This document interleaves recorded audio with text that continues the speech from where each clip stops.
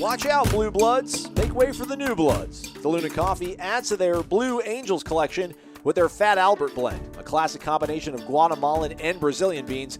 It is truly their roaster's choice. And hey, check it out. K-Cups of it, along with Voodoo and Red, White, and Brew, are buy one, get one free. So go check it out over at DeLunaCoffee.com. From Tally to Cali, It's time to wake up. Wake up! Wake up! Warchant.com is your ultimate Seminole sports source. And this is Wake Up Warchant, fueled by DeLuna Coffee. Coffee's for closers only. Now here's Warchant.com's Aslan Hajavandi. And Corey Clark.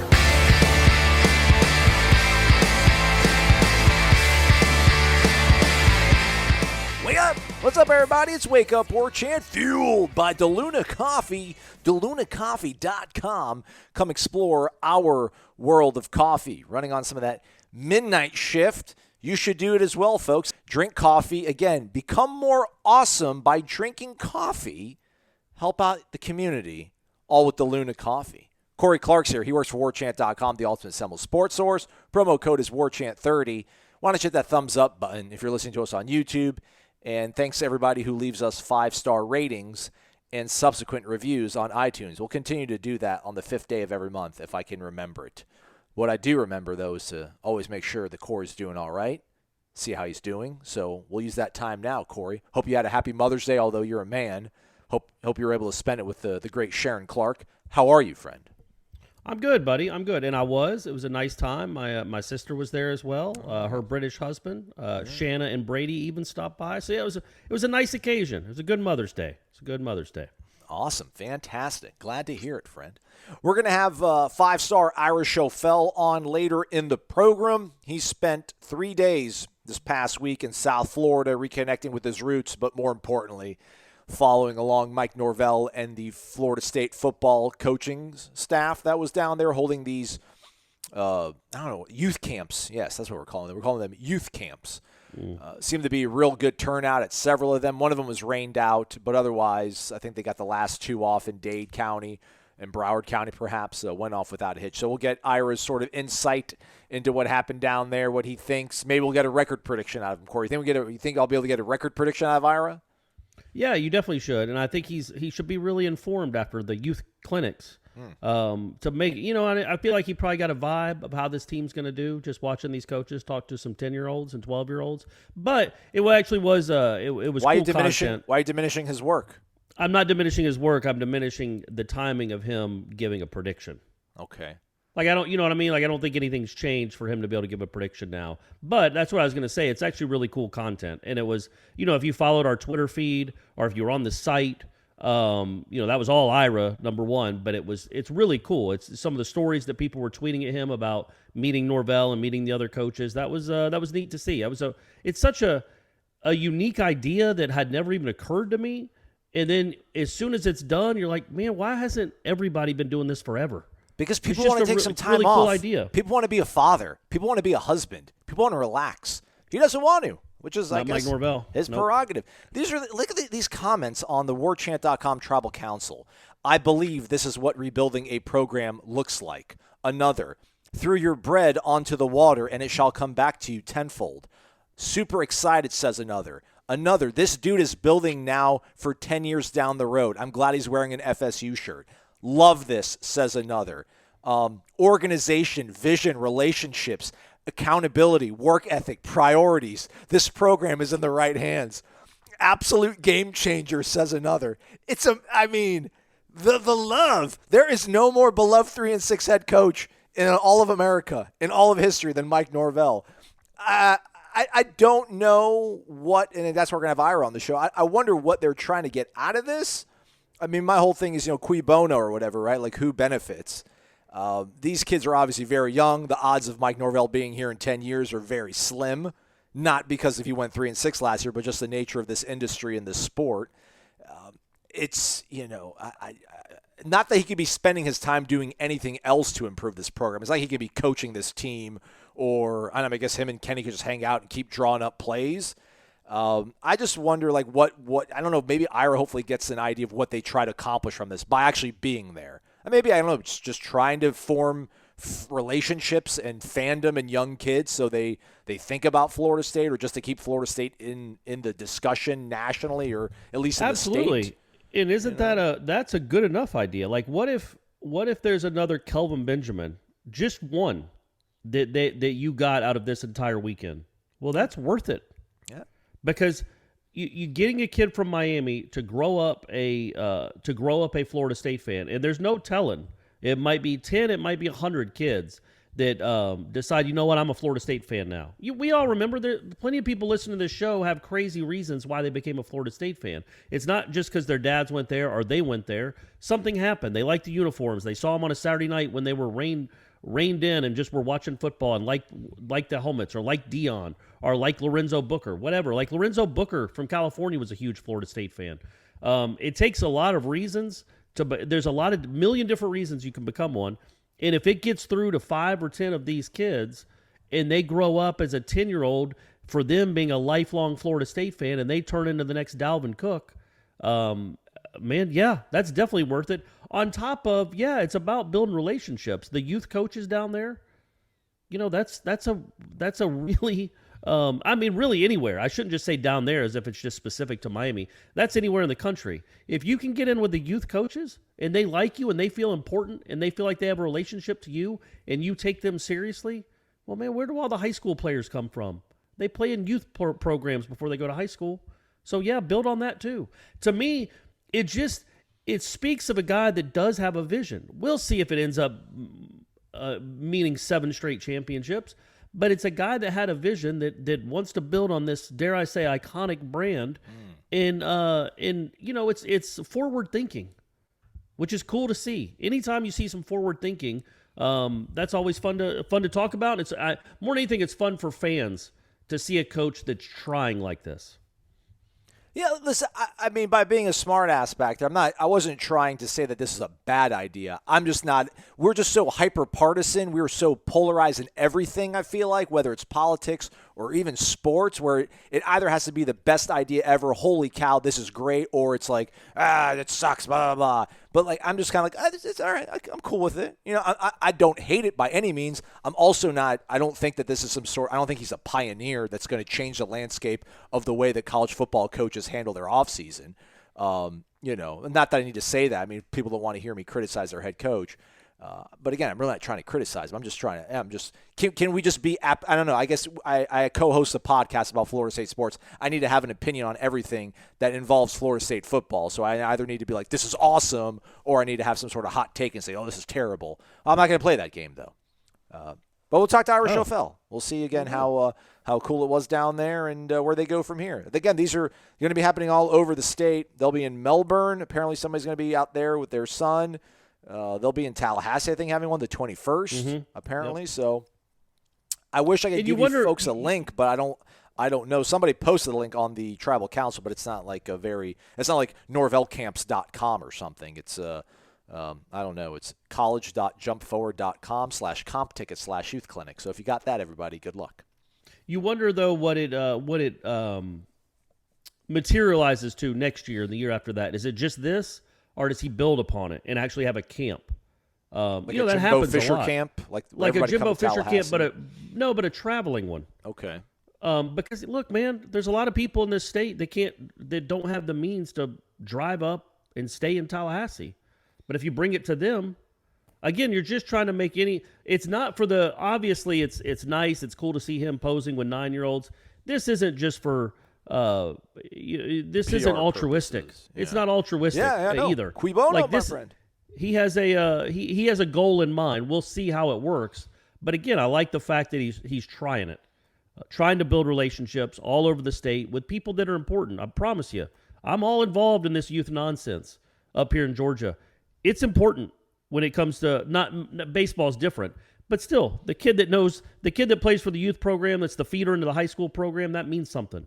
And if you got a youth coach that'll go to bat for you, that means something. If you got a youth coach that has the next Dalvin Cook, and Mike Norvell's been in his cell phone for 8 years, and they've texted occasionally, man, Mike Norvell might have a leg up on whoever the Miami coach is, just because he has a relationship with that guy and has had him since that new Dalvin Cook was 9 years old.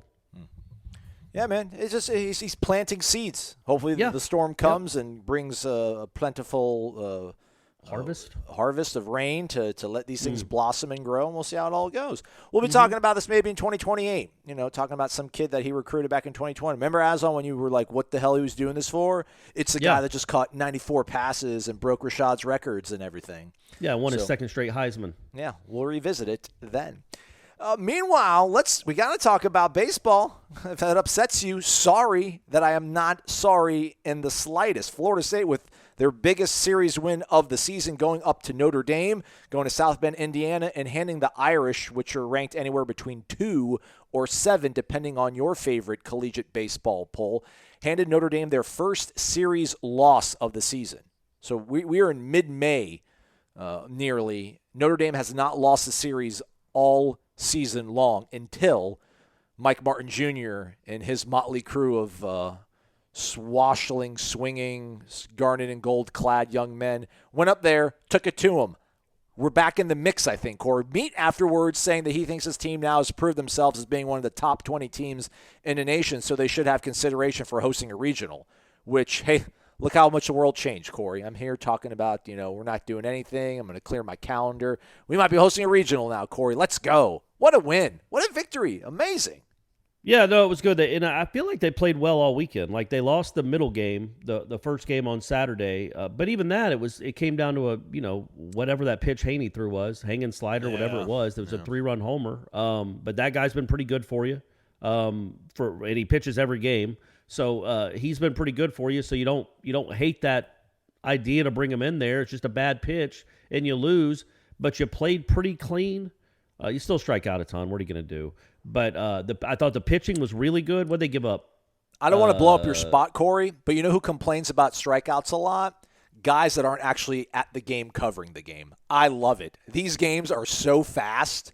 I mean, every game they play in is like 2.5 hours. Man, I tell you what, the game I went to on when was that? Sunday when they played Troy, that final game. Yeah.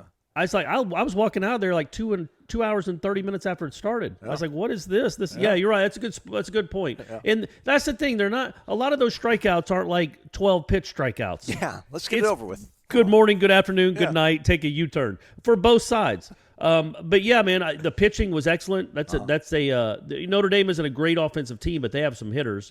And, I just thought, obviously, Florida State outplayed them. What'd they give up?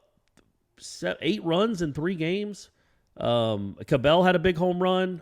Our man Nico Baldor out of retirement to have really the game of his life, certainly the game of his career at Florida State on the nightcap on Saturday, the second game of the doubleheader.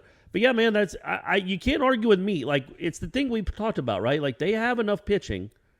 Especially, like, you can make an argument they got one. I mean, I know he probably wouldn't be one of the first 2 starters at Vanderbilt, but Parker Messick would pitch for Vanderbilt. Parker Messick would pitch on the weekend for any team in America. He is one of the best starting pitchers in the country. Connor Grady gave you a good start. He's a 5-inning guy, but he's doing that well here these last 2 weeks. Hubbard only allowed 1 run, yeah. Yeah, he wasn't bad at all. He just left, and then the bullpen gave up the 3 in that inning. But, yeah, man, the pitching was good. They picked it up, I thought, pretty well. And, they've shown they've beaten – I know they lost the series to Louisville, but one of those was on a crazy – should have been a hit by pitch that wasn't. And even then, they won one of those games. They beat Louisville. They beat Florida once. They beat Miami 3 times. They beat Georgia Tech twice. They beat Notre Dame twice. When you look at their wins, I have no idea what Tech series. They beat North Carolina. They won that series. Yeah. They won that series against Virginia. They have a really good resume, even though their record doesn't reflect it. It's weird. Yeah, I think their record now is 25-17. I have no idea what they are in the RPI. They might be going down for all I know. Nobody can figure that thing out this year. But yes, I think as long as they kind of hold serve here in these last 8 games. They got 2 more ACC series left with Clemson and NC State, and then they got 2 midweek games this week with Gulf Coast. If they can hold serve there, and I don't know, go 5-3, 4-4, even, we're not reaching for the stars. They don't have to go 8-0.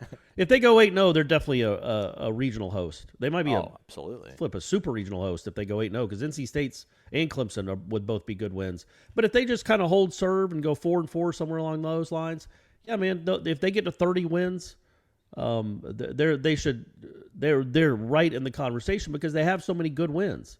And when you look at it, not a ton of terrible losses. The one they lost on the walk-off to the kid that hit his third home run, it wasn't a walk-off, but the go-ahead home run in the ninth, that's a bad one. And getting swept by Pitt at home to start the season, that wasn't a great look, but Pitt's in first place in that division. So, again, nothing terrible in some really high-quality wins. And, like, Robbie Martin is not hitting right now. At all. They're not getting anything out of him, and we don't. How about that? Matt Nelson didn't. I think Matt Nelson had 1 RBI, right, and 1 extra base hit, no home runs. Yep. And they still won 2 out of 3 games against a really good team. So that kind of bodes well too. Like, they don't need Matt Nelson to be Babe Ruth or Mike Trout. Maybe I'll use a more recent comparison there, not a guy that played 100 years ago. They don't need him to be Mike Trout. That's not a good one either. Buster Posey, how about that? There we go. How about that? A catcher, same school. That makes a lot more sense, Clark, than Mike Trout, this Greek god sprinting outfielder. So let's go back to it. Take 4. They don't need Matt Nelson to be Buster Posey to go beat a good team on the road like that. That to me is a really good sign, because he struck out with the bases loaded, I think, a couple of times, had chances to really deliver and didn't, moments he'd been doing all year, and they still won those games. That's a good sign. I hope we get to talk to Meat again this week, because I asked him after the wrap up we had with him on Saturday just about him. And I was talking about offensively, but I think he kind of tuned me out halfway through the question, which is understandable, and thought I was talking about pitching, because I'm just like, Meat, is this what you guys are right now, where you're just going to throw Parker and Davis Hare and Wyatt Crowell and Nico Baldor and just hope that one of those guys is going to produce for you on a given day? And he answered with like, yeah, we're trying to figure out the roles, and we're just going to scrap, and we're going to pitch our rear end off. And I was like, well, that's not exactly what I meant. But, Dylan Simmons is a guy who played in that doubleheader. They had a doubleheader Saturday, everybody. They lost the first game, and, he shook it up pretty well. I mean, he took Crowell out of the lineup. He put in Baldor. That was Baldor's first game of his career, he said, ever playing center field, like literally, period. And he delivered in a huge way, 3 for 3, 3 doubles, 4 RBIs. It would be nice if one of those guys could just kind of be a mainstay in that lineup, because, again, Robbie's not producing, but we feel good about Matt. Logan Lacey's going to be up and down. Tyler's going to get on base. He's going to figure it out. Cabell is going to strike out, or he's going to hit a meteor shower. Nander, and I think Jackson Green had a couple good ABs and got on base and was able to work some walks. So if that bottom half kind of starts firming up a little bit, man, it would just be nice if a guy like Dylan Simmons or maybe Baldor could kind of find that Tim Becker gear and give you kind of like that late season minor league call up, if you will, and give you some production, because they need some kind of linchpin there in the middle to hold all this together. Because offensively, I still just don't. I think what you're obviously trying to say in a much more succinct way is that the pitching is legit. They're a really good pitching team, and when you get into regional play, that's going to really help out when you have so many options. But man, maybe hopefully the ball starts flying out of these ballparks, like everybody says. It's going to start getting a little bit hotter, and the ball's going to fly, because offensively, they're opportunistic, I'll say that. I mean, they get hit by pitch, they work walks. There's not a lot of extra base hits, although this past weekend against Notre Dame, they did rock it a bit. But I hope that slugging percentage goes up. Check it out for me one of these times, Corey, next time we do a baseball segment. See how their slugging percentage looks. But it's 419 right now, which is better. Okay. But yeah, so you look it up. They've been walked 56, 68 more times than their opponents. They've drawn walks, and they've been hit 17 more times. So that's 83 extra base runners that they get. They put runners on base typically. Yes. But in the postseason, quite obviously, you're going to need this team in particular is not going to be a team that strings. I mean, just look at these batting averages. They're not going to string 6 hits in a row together. They need a couple of walks, a hit by pitch, and a home run. I don't think Meat will sit around and wait for a 3-run homer, but that's how they're going to have to beat a good team in the postseason. They're going to get good pitching, but when they get runners on base, they're going to have to hit well with runners in scoring position or hit a couple bombs. And that's how you got to win some games 6-2, 5-1, with Elijah Cabell going 1 for 4 with 3 strikeouts and a grand slam. Like those are the kind of that's a recipe to make some noise in the postseason and maybe get to Omaha. But, it's a recipe that can also leave you starving and you go 0-2. You know what I mean? Like it's not one that's very, you're not going to get a lot of consistency there. They don't have great bats up and down the lineup. Yeah. They get a couple guys on base. They will work some walks, and then you hope you luck into a couple of gap shots or home runs. That's the recipe. Play good defense, which they've been better this year, much better. Also half their outs are strikeouts. The pitching staff doesn't make the defense have to work that hard. But yeah, man, that's you kind of look at it where they are, and you're like, okay, this when they play like they did this weekend, you can get a sense like, okay, that's how they're going to have to do it. Messick is lights out. Then Jack Anderson comes on and closes the door because he's really good. And then, the next 2 days or it's Johnny Holstaff, but all those guys can throw. They're all good. They're all proven. And you throw your starter 5 innings, 4 2/3, 5 innings, and then you go to the bullpen and try to eke out a close win. Because even the game on Saturday, they won the one 7-1. It wasn't like 2-1 in going into the late innings or 3-1. Yeah. And then they got some runs there late. But that's how they're going to have to do it. That's their recipe. They are not a team. They are not an offensive juggernaut. I don't even think they have the capabilities to do what the team 2 years ago did when they went to Omaha. Remember when they went to Athens? Yes. They just looked like the 98 Yankees. Right. Like all of a sudden they're scoring 12 runs a game and Tim Becker looks like Derek Jeter. That's not probably going to happen, but I just looked it up, Aslan, and we'll move on to other stuff. But they have started 21 games, 21 different players in the lineup this year. They have 22 guys that have had an at-bat. 21 of them have started at least one game. Like, Meat is trying everything. Yes. He really is. Absolutely. Like, give him credit. Like, that's not what he wants to do. Like, he wants to be like his old man. Like, he has a set lineup of 9 or 10 guys or a platoon here and there, but he can't do it because the guys haven't been able to grab hold of the job. So he decides, seemingly on a whim, to put Baldor in the game, like he did Messick as a DH in wherever that was, Virginia Tech, and then he hits a home run, like he's done with Crowell earlier in the season, and Davis Hare, who kind of almost won them the game against Troy last weekend. Like, he'll throw these seemingly random dudes into the lineup, and they've delivered enough that you're like, well, keep pushing the buttons, Meat. Like, that's crazy what Baldor did. I don't think he'd had 3 doubles since he'd been to Florida State, and I feel like he arrived here in 2011. And he had 3 doubles in one game against a great team. A very good college baseball team to help them win the game. Now, this week he might go 0 for 8 with 5 Ks. That's how this season has worked for Florida State. But you got one really good game out of him, and that's a very meaningful more than game we thought too, you'd man. get. Yeah, very meaningful game. Absolutely. Very meaningful win. And again, hopefully, to Meat's point, hopefully this projects them or propels them into the top 20, which will get them in a conversation for hosting a regional, because some of the projections that we had seen had them going to Gainesville as a 2 seed, and you just, come on. Do us a favor. Come on. Get us out of these places. I do want to ask Meat that, too. It's like, what is it like being a baseball coach and you see Leonard Hamilton and his team get thrown out into the West region, and then when you play baseball, it's like, no, we're gonna throw you to Gainesville. Like we're really gonna make these regionals all the time, regional. Yeah. He hates it. He hates it. Hates it. He says, I've talked to him many times about this, especially when it seemed like every year they were getting sent to Gainesville. He says it started the travel restrictions where they wanted to keep teams close together happened like right around 9/11. Like that gave them the excuse to be like, well, we want to keep air travel as light as possible. And they've just decided to stick with it. But it's awful. It's terrible for the sport. I mean, it'd be really cool to see Arizona come to Tallahassee. Yeah. Or for the state to go to Arizona or Stanford like they used to do back in the day. That's fun, man. But it's always the same like 10 pool of 10 teams. It's Troy, it's Samford, it's Mercer, it's Florida, it's Alabama, it's Auburn. It's like the same teams over and over and over again. It'd be like, it'd be like, Aslan, it'd be like Florida State playing Michigan and Gonzaga and then say a tournament every year. Oh, wait, that happens too. Too soon. Sorry. So yeah, I mean, this is they're not going to do it on Memorial Day either, right? Are they? Like this is going to be announced fairly soon, or sooner than later, right? Instead of selecting the regional host the day before the Field of 64 is announced on Memorial Day, it will select 16 hosts a few weeks in advance of Selection Monday. So I think we're like a week away from it. Yeah. It might be this week. We should probably know. We don't. It's fine. We've talked about baseball enough that we should know stuff like that. But yeah, I think it's this week. They at least announced like the 20 teams that are in the mix, yeah, that are in the mix, yeah, for the 16 spots. By the way, speaking of Buster Posey, how about my man? He's back. He's had a resurgence. Renaissance. He's hitting home runs to right field now.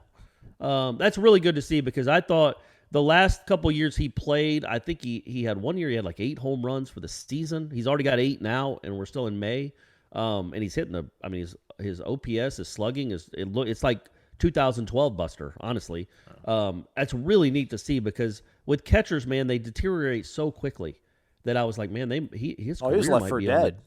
Yeah, he didn't play last year. And then you're like, man, he's almost an afterthought. And you're like, okay, his best years are behind him. His peak is over. Maybe he can milk out a couple years, but his career is clearly on the decline, and his best years are behind him. And now you're like, oh man, he might be Buster again. Wrong. Yeah, man.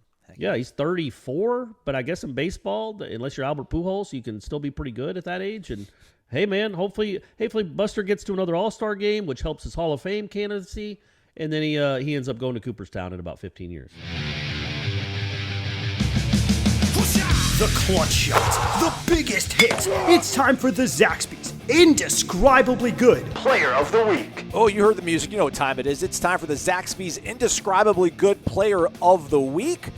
Lots of options. We thought hopefully we were going to be able to use one of the beach volleyball players, but alas, beach volleyball was not able to cap their season with a national title, but there are plenty of other teams battling. But who is your Zaxby's Indescribably Good Player of the Week? I'm going with Christina Roque, Aslan, the freshman keeper for your now, what are they, the College Cup bound Florida State women's soccer team. As you guys all know, I feel like they should already claim the 2020 national championship because they actually played in the fall and went undefeated and untied and everything else. Well, on Sunday in the Elite Eight, the quarterfinals, Duke decided to just play the whole team back in their end and play for PKs. That was literally that seemed like their goal. Just play for PKs. Florida State went to PKs with them, and because of Christina Roque, Florida State is now moving on, and Duke has to tuck their heads and walk back to Durham. Great win for Florida State and Krikorian, and also Christina Roque. It was 3-3 in PKs. Each team had made their first three. Florida State then made its fourth, and then Roque with the save. Huge save. And then Florida State put it in the back of the net on the fifth one, and that was a wrap. Florida State moving on. Duke can take their cowardly approach to soccer back to Durham. They didn't even try to score in the second half of that game, and it didn't matter. Florida State beat them anyway for the third time this season if you go back to the fall. So Krikorian's team is clearly better, and now they're 2 wins away from the 2021 official national championship to go inside with their Corey Clark unofficial 2020 national championship. But what a great moment for a freshman keeper to come up big like that in that setting on that stage. Absolutely. I'm going to go off the beaten path. How about the women's tennis team? They're heading to the Sweet 16. I'll give the tip of the cap, the Zaxby's Indescribably Good Player of the Week for me, Victoria Allen. She's a freshman.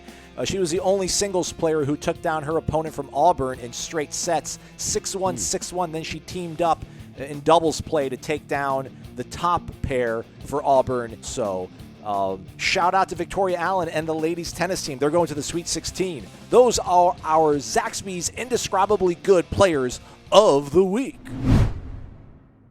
You know, Corey, if we had done something, if Zaxby's was like, yo, you guys should do something that's the indescribably likable player of the week. It'd be like the indescribably likable player of all time. Dude, your one-on-one that you did with John Pock, golfer for Florida State, was out there in Juno Beach, Juno something, at the Walker Cup. Dude, I'm being totally sincere here. What an absolutely, what a great dude. What a great guy. I hope everybody takes the time out to go listen to that if we upload the video after all. But, I mean, you know, everyone obviously listens to this podcast, loves Florida State and loves their time in Tallahassee. To hear him talk about the affection he has for the city of Tallahassee, Florida State, his teammates, Trey Jones, his coach, and just kind of his overall, I mean, you joked about him being a golf nerd, and he's like, actually, I'm really not that big of a golf nerd. Like, he's a totally normal, adjusted young man. It was awesome. I could listen to you guys talk for 40 minutes, but thank you for only making it 20 or 25 minutes, Corey. I appreciate that. Well, maybe when we do the second go at it, where we actually, it's something we can produce with the masses, like give to the masses because the production wasn't so bad. That's on me. My internet really failed me. I think I fixed it enough. I think it's viewable. You think? Yeah. Okay. All right. Because but it was also like people listen to this understand. Like we've lived in this for 15 months now. When you're doing a Zoom or something online and like somebody's signal isn't as strong as the other and they keep breaking up just a little bit, not a ton. They don't just get frozen forever, but they keep freezing every 45 seconds, and you're talking over each other because you don't know the person's still talking because their face is frozen. It just, I think it would. He's an awesome kid, a really nice. Absolutely. I shouldn't say he's 22. He's a really nice guy, or seems to be. Always got to throw that caveat out there, right. But definitely seemed to be very well adjusted. And it was just such a bummer that it didn't flow like the Devin one did, with the Devin Travis one, Seriously, or even the Matt folks, Nelson one. Literally every time Corey was to ask, like John would be done answering his question, Corey would ask the next question. There would be literally like a 4-second pause, which doesn't sound like a lot, but just think right now. All right, Corey, we're going to be silent for 4 seconds starting now. Yeah, it's like we're going to Wolf Blitzer in Baghdad. Hey, Wolf, are the rockets still incoming? And then you see Wolf just staring at the camera for 3 seconds, holding his earpiece. He's like, yeah, they are, Janine.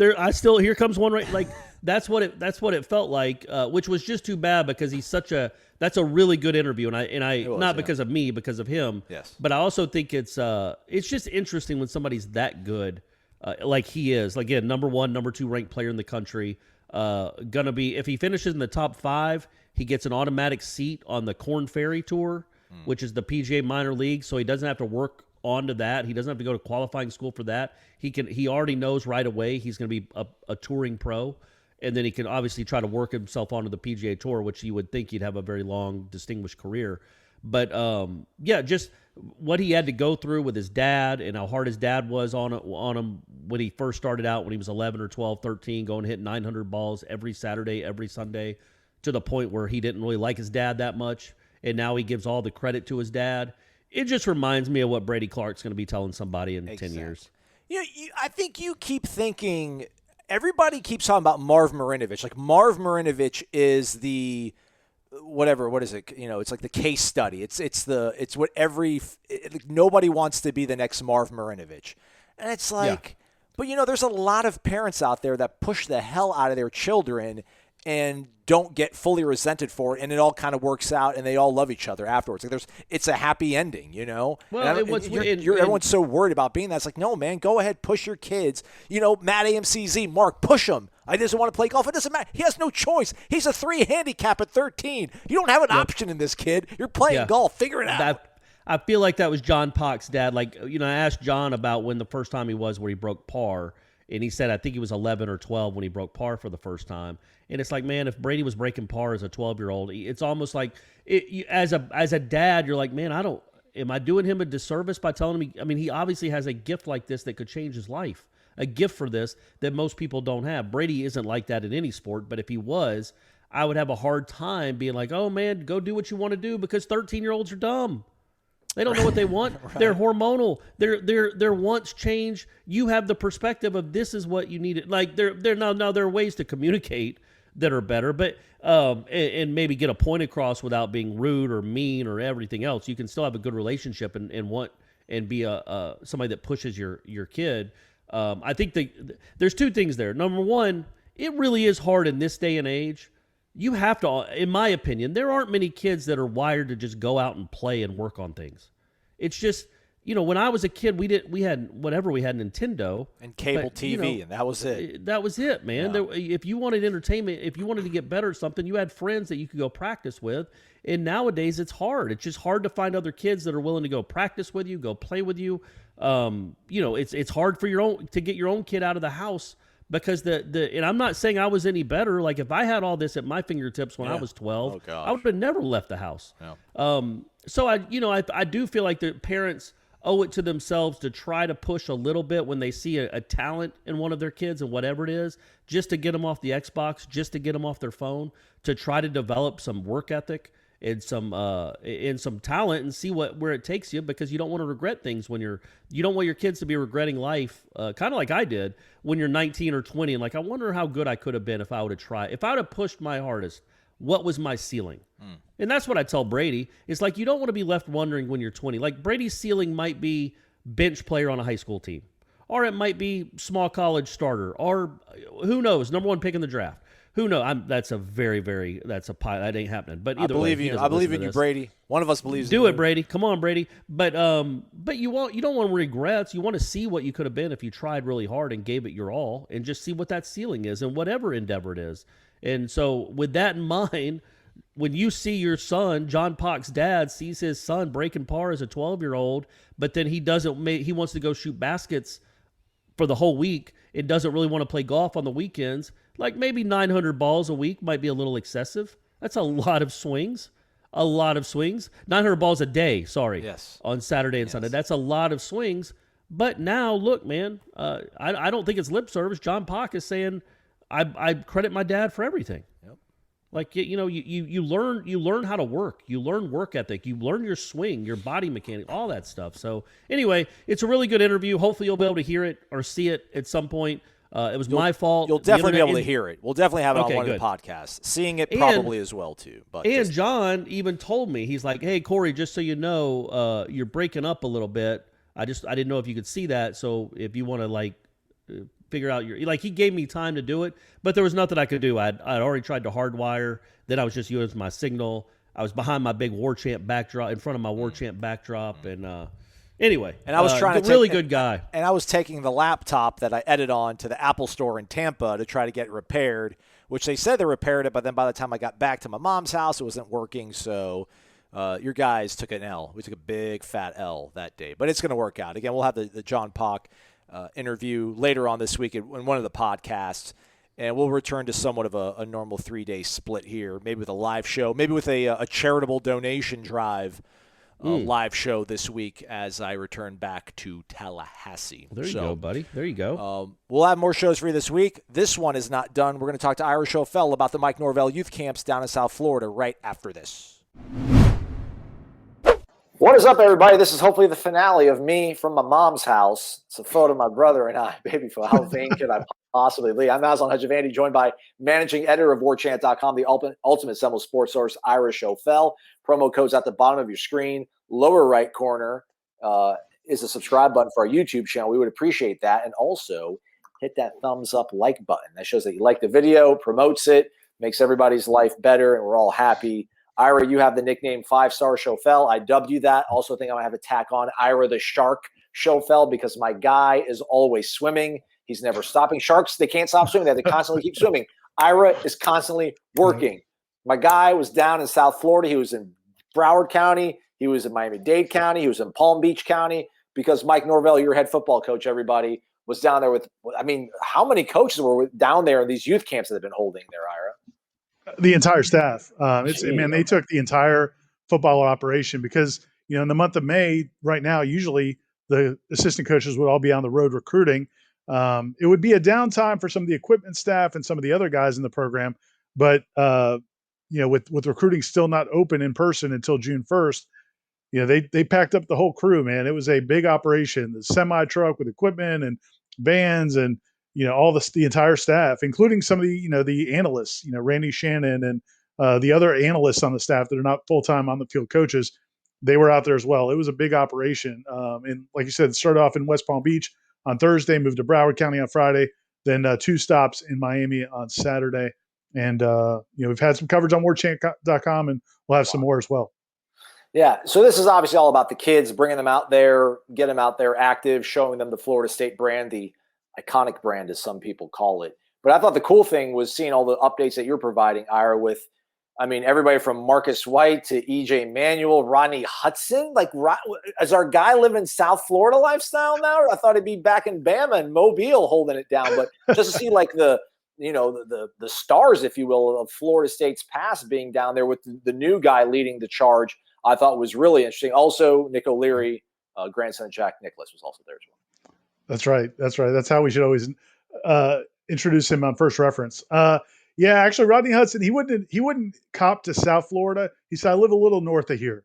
Okay. So I think it's South Florida, but I just don't think he doesn't want to tell the people back home that he's living the glitzy life in South Beach. But it was really cool. And watching the interaction between those former players, because really Odell's the only guy most of those guys know. Some of them know Dugans because even before Dugans was an assistant here, he had been around the program as a GA before. So some of those guys knew him, but most of them only knew Odell. So it was cool. It was just cool to see that interaction and the respect that the current coaches showed the former players, and also, the interest the former players had in those guys as well. And what story went up yesterday up on the site about the former players, what they got out of it, why they came. And yeah, man, Rodney Hudson spent the entire time. I mean, some of those guys kind of came and left. EJ stopped in basically on the way to the airport, spent 15, 20 minutes talking to people. He had to go. Rodney Hudson stayed the whole time. He hung out with Alex Atkins, which again, man, if you're Alex Atkins, you certainly like having a 3-time Pro Bowler hanging around, which would help in recruiting and everything else. And then also some current players and recently departed players. Asante Samuel came by. That was kind of cool. In the Broward County camp clinic, that was actually the park that Asante Samuel grew up in. Like he played in that park. So he came by, recently drafted in the second round by the Chargers. And then in West Palm, Jordan Travis came out. The Brian Robinson, the receiver, came out. And so it was cool. It had kind of a reunion feel, even though a lot of the people didn't really even know each other. They just know each other because of Florida State. I asked Corey at the beginning of the podcast, which this is also running the podcast Wake Up Warchant. And, we live in such polarizing times, Ira. If you see all the comments on warchant.com's travel counseling, everyone thinks this is like an amazing way to spend time. What a great sort of outside the box idea to take this show on the road. I'm probably projecting. I'm like, man, I'm sure Alex Atkins would like to have a few days off and maybe be a husband and a father and take some days off. And he's bringing everybody down there. So I kind of wonder, again, with the caliber of players that are out there at this sort of camp, not to make it such a general, capitalistic question here, but like cui bono, like who benefits? Like what is ultimately the payoff from having this? I guess you probably think it's not one singular thing, but what are, obviously you're hoping that these kids are going to fall in love with your brand and you make lifelong fans, but is there like some short-term stuff that they could get accomplished by doing this and maybe some long-term goals that you keep your fingers crossed can work out over time? Yeah, I think it's a fair question. And the idea of going on the road and doing something that normally isn't done, automatically people will say, well, that's a great idea. Like harkening back to 2018, the 2-year contract at the IMG Academy for practices in the preseason, which everybody seemed to think was a great idea. In practice, maybe it wasn't that great of an idea. But when you look at what this did, I do think it was. I think there's a lot of payoffs. Number one, yeah, who knows how many of those kids are going to turn out to be players? For people that, if you haven't read the stories, there's been several, there'll be more. These are only open because recruiting still is not open in person by the NCAA till June 1st. This is only open to kids from 2nd to 8th grade. So they're not recruitable student athletes. But what's funny is, man, you'd see some kids show up that you would think that kid might be in 10th grade or 11th grade. And, they're checking what school they go to and asking for date of birth and all that. And these are just huge 8th graders. Some of them are, look like they could be college prospects already in the 8th grade. So from that standpoint, you do get a head start. A lot of the kids, man, are kids like you or I were when we were 10 or 12 years old. Like our parents brought us up. Just speak for yourself now, Ira. I got some skills, man. I jumped. I flashed. They're out there. Their parents took them out there to have a good time. If they learned something, great. But I'll tell you what, man, the coaches, they impressed me. because they worked it like they were working the regular camp. Odell's got kids doing push-ups if they miss a step in the ladder drill. And they're really, really trying to teach. There was a few young ladies that came out because they're flag football players, and they still made them go through the tackling dummy drill where they have to hit the tackling dummy, and they're correcting her on which side her head should be on of the tackling dummy. It's like, well, she's not going to tackle it. She's playing flag football, but they're just so focused on technique. So that's a big part of it. Some of it was babysitting. Kids have to go to the 7-year-old kid has to go to the bathroom, so a GA has to run this kid to the bathroom and stuff like that. But from a short-term impact, I think the only real relevance to it is bringing the presence of Florida State to South Florida. I was talking to somebody down there who's in the circles of high school athletics and college athletics, in South Florida and high school athletics. And I was told that the Miami staff wasn't real thrilled about this endeavor. Not real fired up that Florida State was spending 3 days on their home turf, with their coaches. And, while they couldn't interact with any legitimate college prospects, everybody, people know they're down there, and, there might be either word of mouth. And you even did have some high school coaches came out. They just weren't allowed to interact with the FSU staff. So because this time it's a dead period, a few of the coaches from St. Thomas Aquinas and a couple other schools, which obviously are huge powers, came out and just observed from the periphery and just kind of check things out. So it's a just like any community, if you see a school coming down to give to your kids to provide a free service, if Florida State spent this money to come down there, these kids are not paying anything. It was a free clinic. They're giving this outreach to the community. How could those coaches not feel like, okay, that's a good thing? That's something we appreciate you doing for our community. And so it's going to pay some short-term dividends, but I really think the biggest dividends are the long-term, which I think is pretty cool that Mike Norvell and his staff are thinking long-term, because as we all know in this business, that's not really the focus for most coaches. It's about, how can I win? What can I do today to help me win in September, not 4, 5, 6 years down the road. And to your point, you mentioned, being able to kind of showcase your skills, at least this coaching staff, to the high school coaches. That was one of the things that I think we felt good about when this hire was made, is just how sort of detail oriented and meticulous and passionate, guys like Dillingham are when talking about offensive football, and Mike Norvell is when talking about football. When a high school coach from a program like St. Thomas Aquinas can see that in play, they know in good faith they can kind of recommend that to their players. If their player has a coach or a question, hey coach, like what do you think about Florida State? Like they offered me, like, well, I've seen him actually coach hands on, and I think he's a good tactician or technician or things like that. So hopefully that's one of the things that can kind of pay off instantly as they continue to try to work around this whole dead period, which is going to be over by the end of this month, and then June 1st we're back to normal, Ira. Yeah, June 1st it's going to be a circus in college football recruiting, because it's like if you had a hose clamped down with the water on high for a year and 3 months, and then it just all of a sudden you just rip it open, and kids are going to be going everywhere. Colleges are going to be, and there's going to be huge competition to get the college recruitable kids, 9th through 12th graders on everybody's campus. Norvell's got a bunch of camps coming to Tallahassee, which we'll be covering as well. But these clinics are going to continue now, as you got that list up there. They're going to have clinics throughout the state. And, one of the cool things talking to some people around the program is, if you look at that list of schools, there are some list of areas. There are some areas in the state that are very talent rich that maybe aren't on that list. They really went for kind of population basis, best I can tell. They're trying to, get the word out that good things are happening in Florida State, and reaching as many people as possible, not just going over, they didn't just set up a camp at Madison County or, at another hotbed, Pahokee, or, a hotbed of talent in the state. They picked bigger areas where, they can reach a lot of people with the brand of Florida State in a positive way. And I think, again, man, I'm impressed with that approach. We'll see if it pays off, but I think it comes from a good place. And then you mentioned they'll have camps in Tallahassee, like their big man camp for linemen, and then 7-on-7 and that kind of stuff too. And then that mega satellite camp's also coming up in June.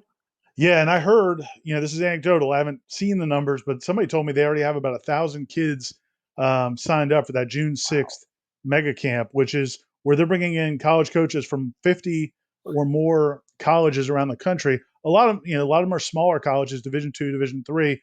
So this is a chance for a young football player in Tallahassee or the surrounding area, maybe across to Jacksonville or down to Orlando or wherever, to come up to this one central place and basically show what they can do in a camp setting where there's going to be, and I think they're doing 40 testing, some combine type drills for college coaches at all levels. So you'll have some of FSU's top recruits who are going to be there, but then you're also going to have people in the area that this is going to benefit that are not necessarily on Florida State's radar, which kind of goes to that same point of trying to give back more than just kind of taking for whatever's going to help this team win. The one other thing I want to talk about the former players real quick is, because you talked about learning these guys and the high school coaches seeing these guys coach and getting a feel for them. Also, I think it was important for those former players to see it. So you've got EJ Manuel talked to Kenny Dillingham for a good little while. I wish Rodney Hudson played for you. You sound really cool and nice. You would have been nice to come back and talk to on the sidelines after a pick. The whole time he's just like, let me tell you about Jimbo. Rodney Hudson talking to Atkins for that whole time. You had Marlon Green, who played in the 90s, he was there. He got to talk to some of the defensive coaches. I mean, so that part of it, Marcus White, who played defensive end, was there talking to Odell and some of the other guys. Having those guys to feel good about the direction of the program is important as well. Now, if you go 3-6, that's all going to go by the wayside. But if they, there were positive connections between this coaching staff and those former players, which could pay dividends in the future as well. One thing we've seen a lot of is a lot of former players now have kids that are coming up that are recruits, and also a lot of them are involved in training and mentoring other young people. And them feeling good about Florida State is only good for Florida State football. I guess there should be, my last thought on this, as you were talking about, the former players coming to watch this, is that the one thing that you can say almost without a shadow of doubt is that this staff, this program now, is at least they're positioned to take advantage of any success that they do have. They've created so much, they're creating as much momentum as they can so that if they do beat Notre Dame week 1, if they do start off 5-0 or whatever, they're in a position to take advantage of any success they get on the football field, because it takes inertia to get these things going. I mean, imagine having a surprising 9-3 season and then trying to capitalize off of it without having these plans in place, these camps that have been made, and these sort of things that people are probably going to grow accustomed to with this coaching staff because they are so proactive with things. So hopefully it does work out. They're planting all these seeds, and if they do hit gold this season, they'll be ready to kind of keep pushing and just make everything in the past kind of forgotten and focus on the future. So that's kind of a cool thing. So hopefully it does work out. That's a great point. I mean, if again, at the end of the day, what happens in the fall is going to determine. But you're right. I mean, this kind of fertilizes everything so that it can grow if that happens, if they do hit it in the fall. And that's, talking to people around the program, and obviously, the staff members and coaches, they can't talk about specific recruits, but, you get a sense they're very excited. They're very confident. And very excited about what they've got going on in recruiting. During we were at the camp in Broward County the other night during the drills, when you see coaches start picking up their phones because they got a commitment from that offensive lineman from Bradenton, the IMG Academy, while the coaches were out there on the field, that kid, committed, while they were on the field. And so there's a lot of excitement among the staff about where things are going, but they'll even confide. I mean, they have to win. I mean, they don't have to win 10 games. I don't even know if they have to win 9 games, but they have to show progress, and they know it. But that, all these efforts right now are just to put, like you said it well, just to put them in a position to really benefit from it if they can have that success. Yeah, it's like always having a backpack. Somebody wants to take you on a fun trip, have that backpack. When somebody doesn't invite you on a private plane to go overseas or something, you just grab it, you're ready to go. They're ready to go once they hit 9 wins and upset Clemson or Florida and have a Notre Dame win at the top of the season too. So you'll have more from these camps though, Ira. I mean, again, you were there for 3 days. You've already cranked out a whole bunch of content, but there's still more meat on the bone. There is, buddy. Look, man, if I'm going to convince Gene Williams to send me to sunny South Florida for 3 days, I'm going to come up with some content. So that'll be rolling out. Some of it's already up on warchant.com, and I'll have more today. With this video, and then also probably Tuesday and possibly Wednesday. All right, awesome, man. Looking forward to it. Folks, stay connected to warchant.com, your ultimate Seminole sports source. If you haven't already, hit the thumbs up on the way out. Ira, thanks for the time and the knowledge, man. Hey, one last thing.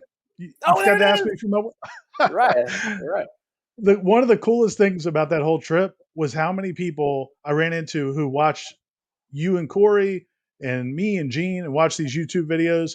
It really has opened up a new audience. People that are not already subscribers to warchant.com, but they subscribe to the YouTube channel and they watch our videos, and met a lot of really cool people. I just want to give a shout out to all those people I met down there. A lot of them, I'm not going to try to name them all, but really great people, just huge FSU fans and fans of Warchant. And they were asking about you and Corey. They wanted, so maybe we got to send you guys next time.